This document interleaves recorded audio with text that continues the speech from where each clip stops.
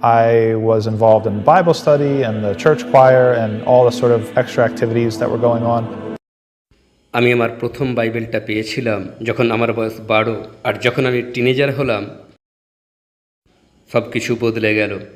নিজের বিশ্বাসকেই প্রশ্ন করা শুরু করলাম। ওকে, ওয়াও, এই মানুষগুলো সেটা নয় যেটা তারা দাবি করে। এরূপ বহু মানুষ রয়েছে যাদের আছে একটা মুখোশ যে তারা খুবই ধার্মিক, অথচ তাদের কাজকর্ম মোটেই খুব একটা ধর্মীয় নয়।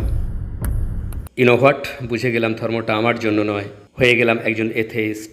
ধর্ম শুধুই কল্পকাহিনী যা মানুষ একে অপরকে বলে নিজেরা উত্তম একথা অনুভব করার জন্য, অথচ যখন তারা মারা যাবে তাদের অস্তিত্ব শেষ হয়ে যাবে। Assalamu alaikum, Brother Tom.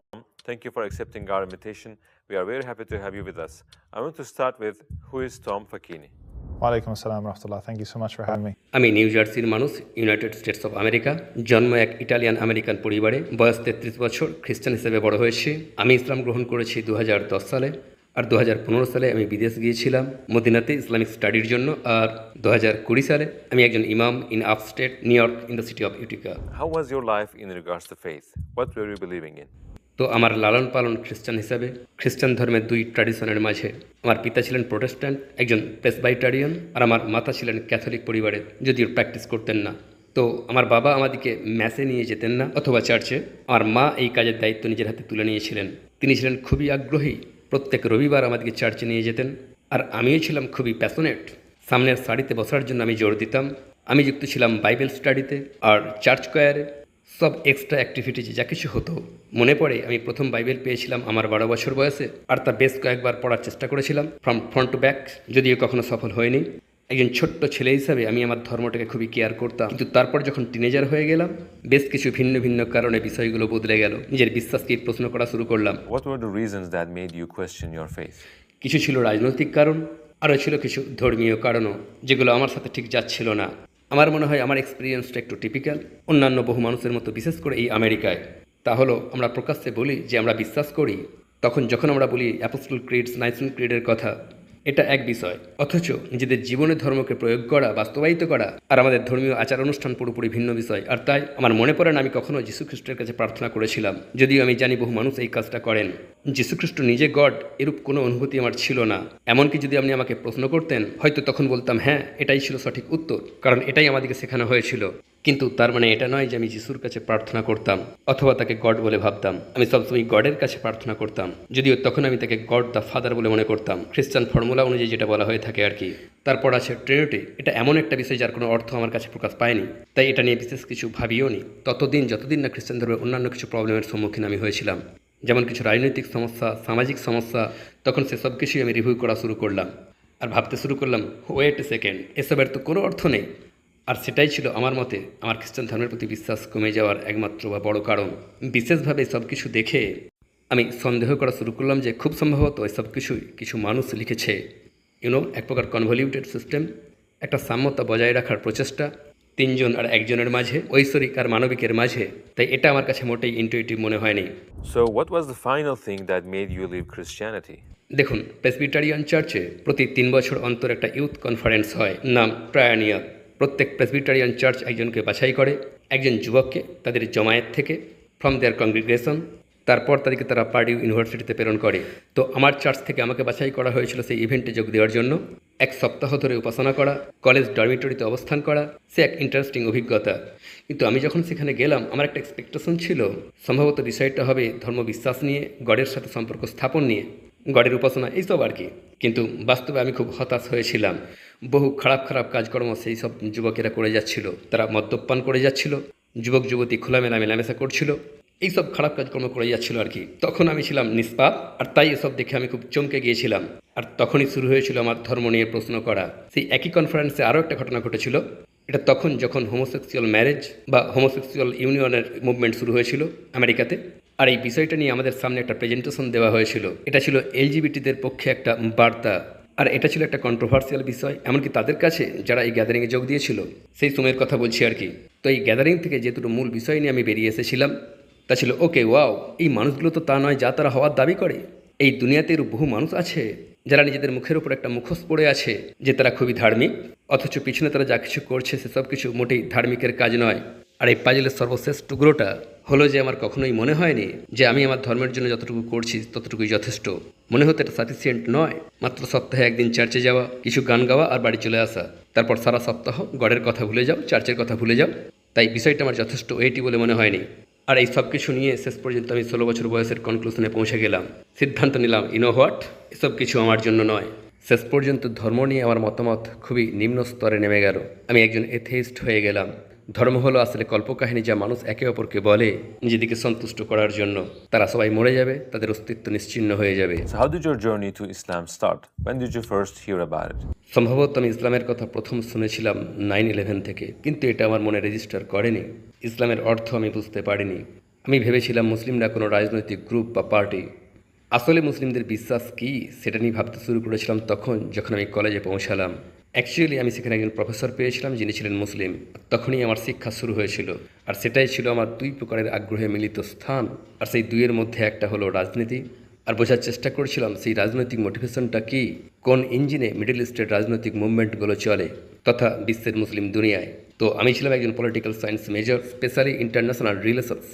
তো আমাদের একজন প্রফেসর ছিলেন, ভিজিটিং প্রফেসর, মরক্কান। তিনি বেশ কিছু কোর্স করিয়েছিলেন খুবই ইন্টারেস্টিং ইসলাম ও পলিটিক্সের ইন্টারসেকশন নিয়ে।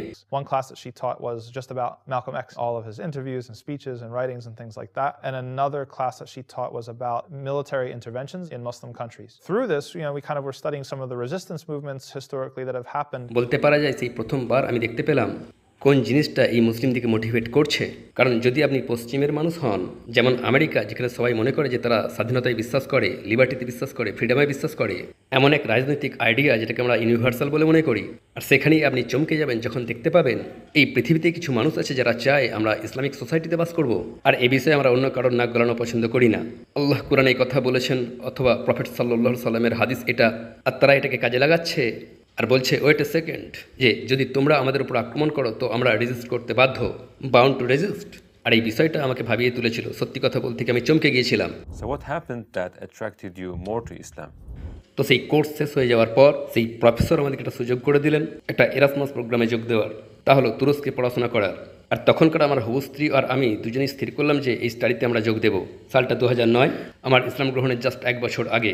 তো আমরা তুরস্কে এলাম আর বিলগি ইউনিভার্সিটিতে যোগ দিলাম। ফার্স্ট সেমিস্টারে আমরা উস্কাদারে বাস করছিলাম, আর সেই সময়টা আমাদের দারুণ কেটেছিল। ইট ওয়াজ জাস্ট অ্যামেজিং। বিলগির কিছু যুবক স্টুডেন্টস ভয় পাচ্ছিল, তারা আমাদের জন্য দুশ্চিন্তা করছিল, কারণ উস্কাদারে বহু মুসলিম বসবাস করে, তারা নাকি আমাদের ক্ষতি করবে। অথচ আমরা বাস্তবে বিপরীতটাকে সঠিক দেখলাম।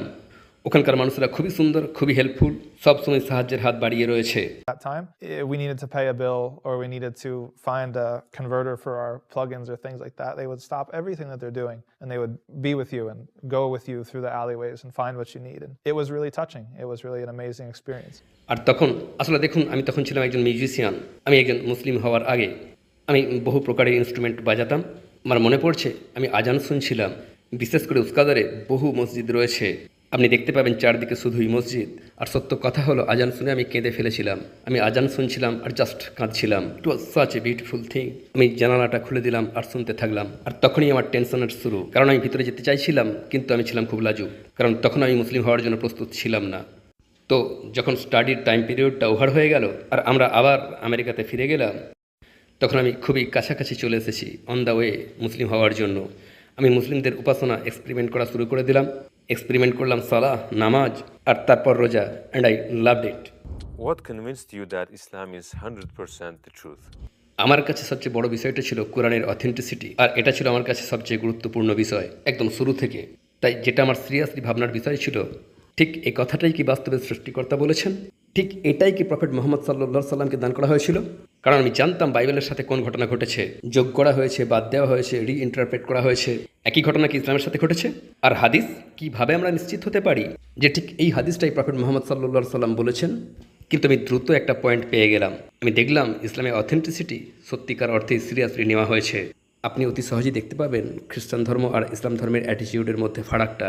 খ্রিস্টান ধর্মের অথেন্টিসিটি নিয়ে যদি আপনি খ্রিস্টানদিকে প্রশ্ন করেন, তাহলে দেখবেন যে তারা বলছে এত প্রশ্নের কোনো প্রয়োজন নেই, জাস্ট বিশ্বাস করো।